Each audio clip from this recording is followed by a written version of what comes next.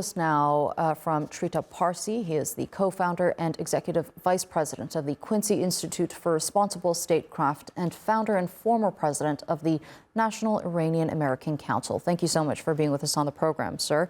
Now that Israel has conducted and concluded these attacks on Iran, what's your assessment on the overall situation and the messaging that Israel wanted to give here?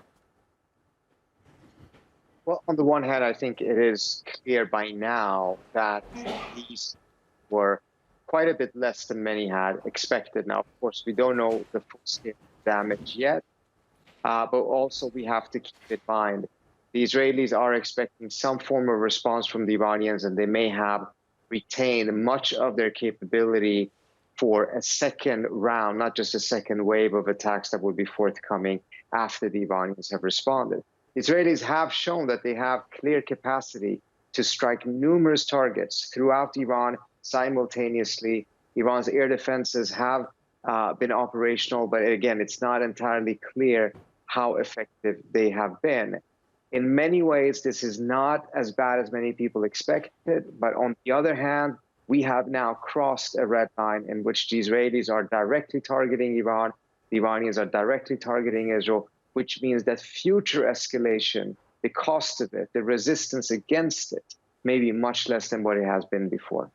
But we can also see a potential more calmer Iran moving forward.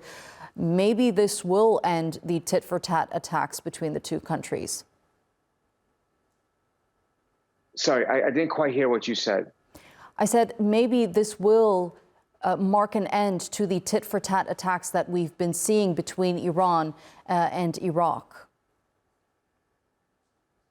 It certainly can lead to a pause, but I think unless you have a larger solution to the problems, the root causes of this, which is the war in Gaza, as well as Israel's attack against Lebanon, this may very well end up being exactly what happened in April. There is a round of attacks, there's a pause, but then it begins again. And every time that there's a pause and it restarts in a more ferocious manner than it did before. That would be a very negative development. So just because it hasn't been as bad as many people expected should not cause any pause in true efforts to de-escalate the situation fully. What does this mean in terms of reaching a ceasefire? We do know that Israel has managed to kill the leadership of both Hezbollah and Hamas. Do these tit-for-tat attacks, and especially this latest round of attacks on Iran, bring us farther from reaching some sort of an agreement between the parties? I think the key factor that is keeping us far away from a ceasefire is a lack of Israeli desire for a ceasefire. The Israelis have opted for escalation rather than a ceasefire. They find themselves with an opportunity to significantly degrade Hezbollah and prefer to go down that path rather than actually having a ceasefire.